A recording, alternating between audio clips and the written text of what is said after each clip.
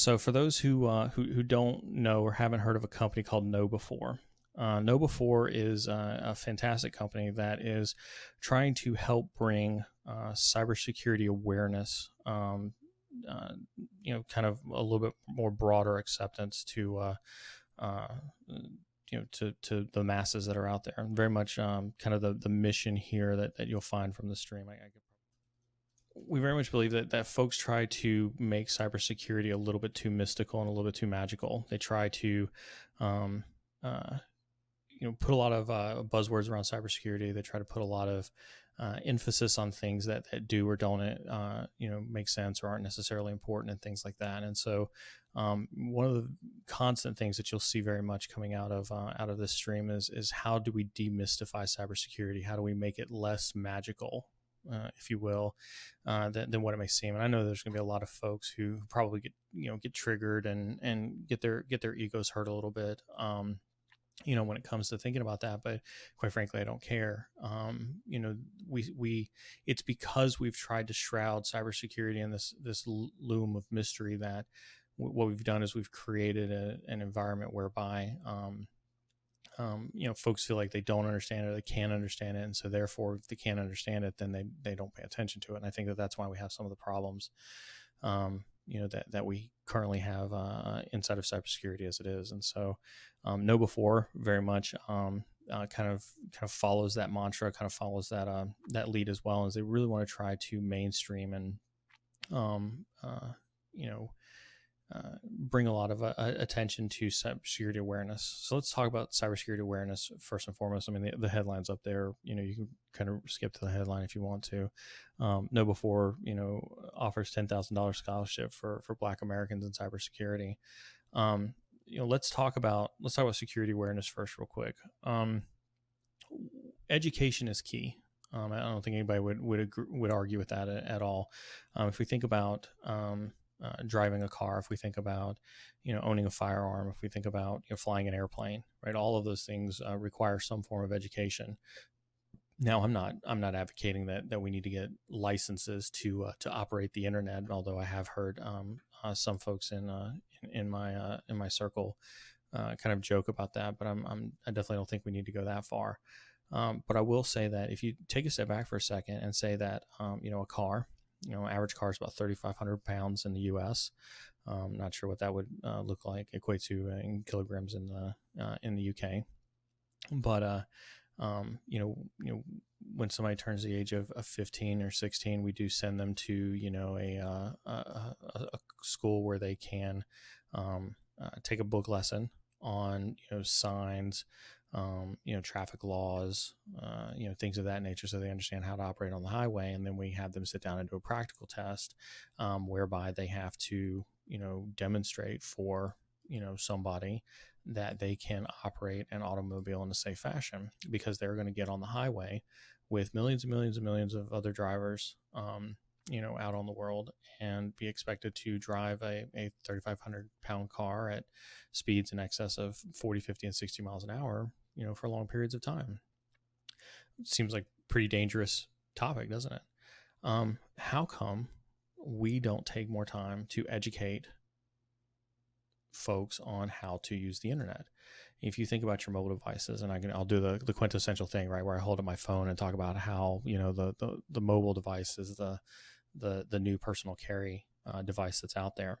Everything's on that device. You got your bank records, you've got email, you've got email addresses. Inside your email, you probably got a password file, that you keep in the drafts folder, right? And you think you're being pretty sneaky with that one, right? Or if you're an iPhone user, you might have a keychain that you're using for a lot of your passwords on your iPhone. If you don't know what that is, we'll make sure to do a segment on password protection, keychains and password keepers and things like that.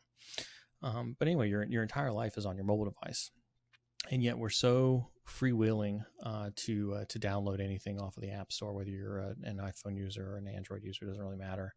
We're so freewheeling to download stuff and install it onto our phones, and allow you've probably heard it 100 times, right, in terms of just how many overreaching permissions that are out there on apps like Facebook or Instagram, or the new rage right now is everybody's throwing a fit about TikTok and just how overreaching TikTok is. So with all these apps that seem to have way less restrictions than automobile makers do on a car, and with all these restrictions around driving a car that we don't seem to have with folks online personas, why are we not taking more precautions in terms of protecting folks who use mobile devices and things like that versus automobiles? One argument can be made, right, that automobiles kill people, and if I give up my credit card information or my personal information or private information over a mobile device, I'm not actually going to kill anybody. And I think that's a fair argument, but I think you're still overall missing the point that we've allowed ourselves to be desensitized to the threats of that the cybercrime organizations and whatnot are very, very happy that we're desensitized to. There's billions and billions of dollars that are actually going to cybercrime organizations. So there's one really good statistic that's out there that cybercrime is now more profitable than the drug trade. I want to say that again, make sure you heard that right. Cybercrime now is more profitable than the drug trade. That means that you can actually now make more money, doing, stealing from the elderly, stealing bank accounts from people, doing, these types of scams, stealing credit cards, and things like that, than you can from selling cocaine. Billions and billions and billions of dollars are in the circulation when it comes to cybercrime. And as organizations, having worked in multiple Fortune 100 companies and just worked in multiple companies in general, and even in the military in my years in the United States military, education and awareness is the most important way that we as an organization can communicate to the folks who are not nearly as cyber savvy as the rest of us how to watch for phishing emails, how to watch for malicious attachments. For those who are listening who may not understand that jargon, let's talk about what that jargon is, right?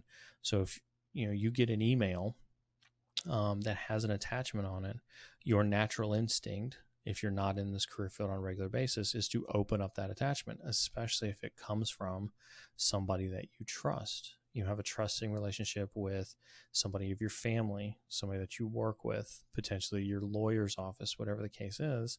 And because of that trust relationship, you have a tendency to open that attachment or click on that link and do whatever is said to be done inside of that email. And attackers constantly exploit that trust relationship. And so it's only through education and awareness, type of activities that we're actually really able to be successful in showing folks, what to look for in these types of malicious activities so that they can actually be more successful in stopping these cyber crimes. Over the course of my career, I've built multiple security teams for Fortune 100 companies. And I want to tell you that the most important asset, most important, detection sensor that I have on the network are the people that are using that network on a day-to-day basis. Those people are seeing emails. Those people are getting emails sent to them. Those people are out on the internet, doing things out on the internet on a regular basis. And so it's because of them, because they are those frontline, detection mechanisms. They really are the most important, people in a company when it comes to detecting cyber attacks. And so education and awareness programs help us to really identify those people and keep them educated and make sure that they can be effective in our organization. Well, what about at home? How does that work at home?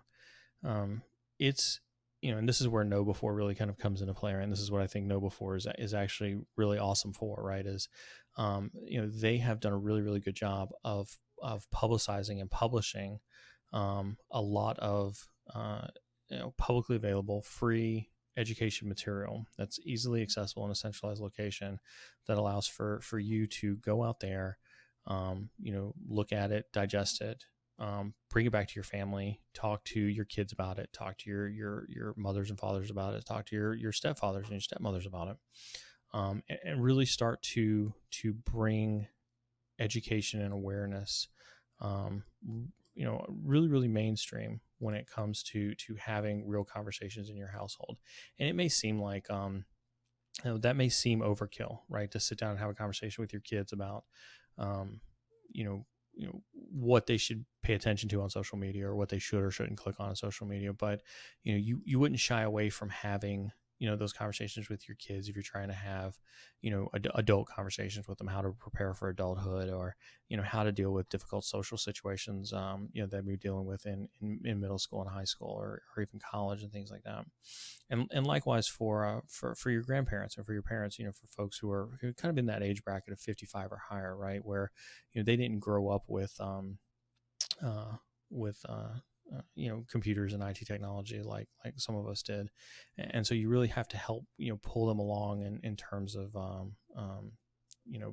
being more secure. Like, what does it mean to say that cybersecurity as we know it is about to change? Let's really take a step back and think about the world that we're in right now, right? So in March, of 2020, 70%, 80%, 90% of the world was thrust immediately into, a completely different way of working, and a completely different way of, dealing with how they, make it to the workforce, how they do their day-to-day job, how they cope with childcare, how they cope with education in the last half of the school year, of 2019, and looks like, with the way things are going as we go into the first half of the 2020 school year in the fall, it's looking pretty like we're going to have a different way of doing things as well.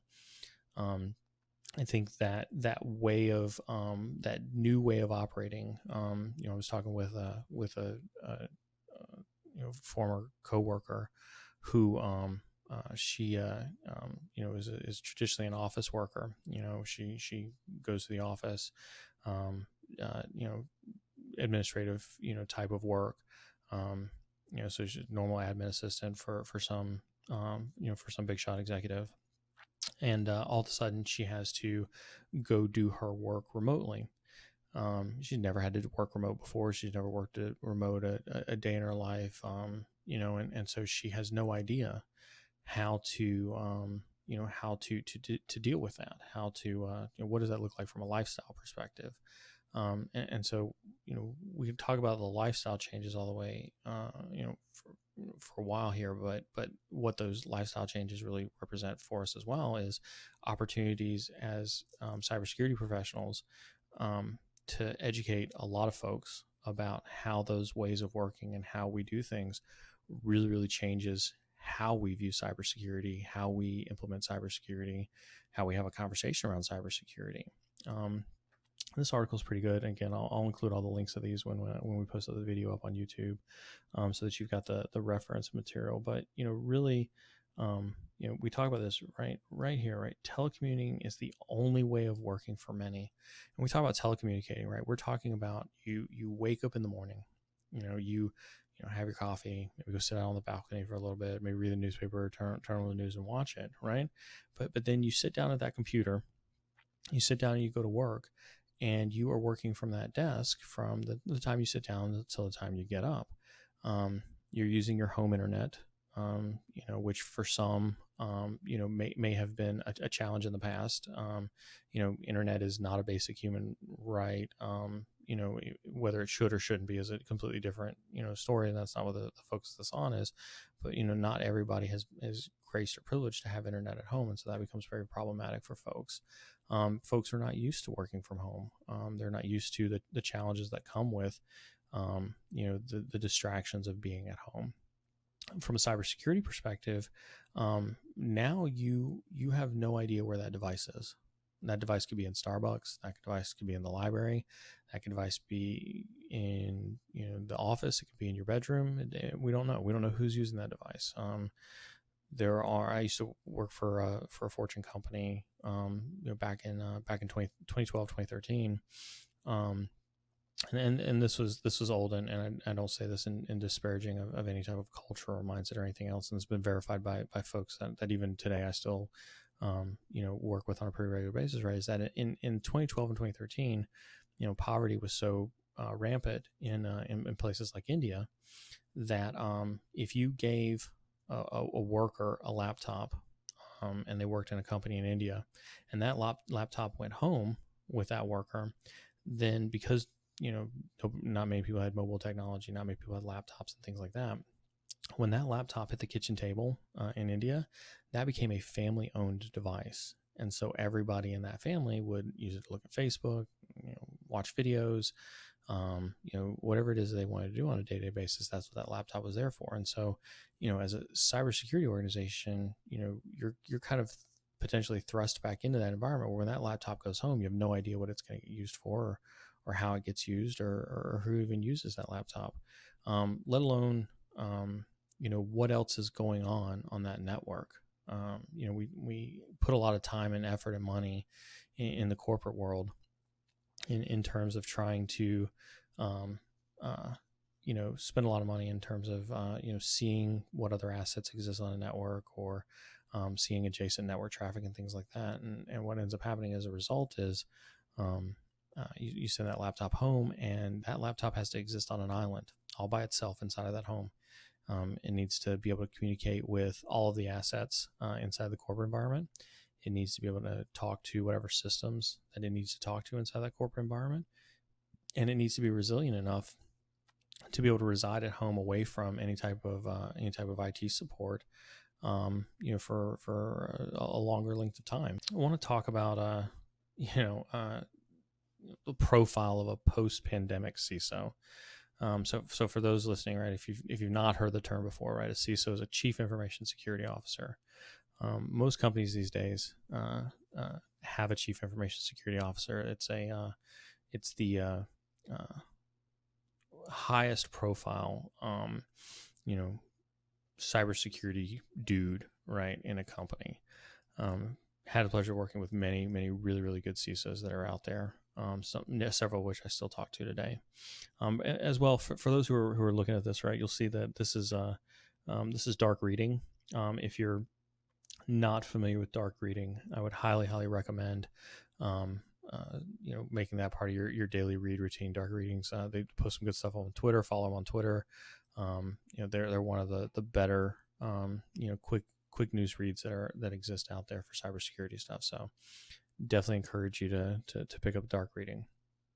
But when we think about the conversation we just had in terms of cybersecurity as a whole, that change that we talk about with cybersecurity is going to affect the workforce. It's going to affect us as cybersecurity professionals.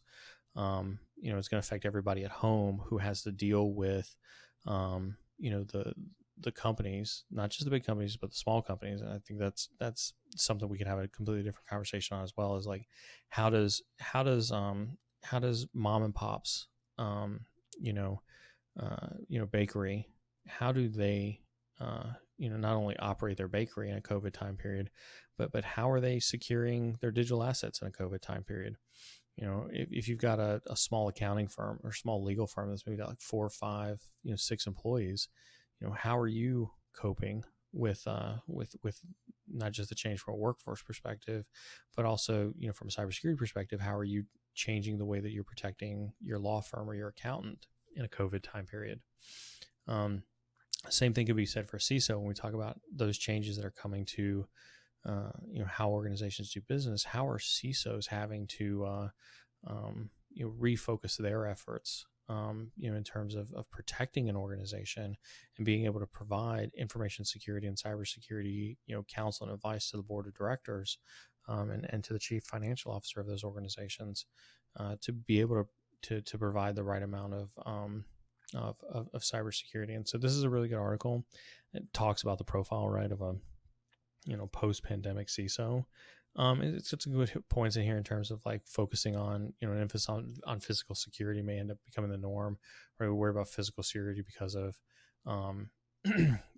health related issues, and how do we protect the physical safety of people, social distancing, rules and things of that nature. How do we make sure that is all staying, within spec, when it comes to that, but also, a focus on the mental health, and regardless of any type of political spectrum in which you want to look at mental health as an issue on, is it gets back to what I was saying before in terms of people having to adopt to a new way of working. Most people are not used to working from home on a regular basis. Most people are not used to, having to interact with folks on a social basis. What this article really talks about is the stress, the mental health stress that CISOs are under. There's another really good statistic that's out there. I was trying to find it real quick on the stream. I should have this one prepared, but I didn't. Yeah, there it is. 88% of all CISOs that are out there that they test as part of this, right, are what they refer to as tremendously stressed, right? If there's any CISOs that are listening to this, or any CISOs that want to come in and talk about the stress levels that they have, that'd probably be a good segment for us to do. Let's talk about CISO stress for a second. They are the single point of failure in an organization for all things cybersecurity related. That means that anytime you see anything in the news as it relates to a breach, think Target, think Home Depot, think Anthem, think of any of the major breaches that are out there. The first person that gets called into the principal's office to have to answer for that is the chief information security officer. And so with that level of stress in mind, they have a lot on their plate in terms of how do they look across the organization and balance their ability to, manage the risk of a cyber attack, as well as making sure that the business is still successful and still able to function and be profitable in organizations. So that's quite a hefty responsibility. I'll give you another example of some of the stresses that CISOs are under. I was a part of an organization that had been in business for well over 100 years. That organization had been profitable, done very, very well for its shareholders for well over 100 years. It's not uncommon for organizations like that to take a step back and say, well, why do I need to invest hundreds of millions of dollars in cybersecurity if in 100 years I've been profitable and successful and not had a cyber attack? What's the value of that input? And that's a hard thing for CISOs and most cybersecurity professionals to come to grips with, or try to answer. And so that adds to the stress as well. And so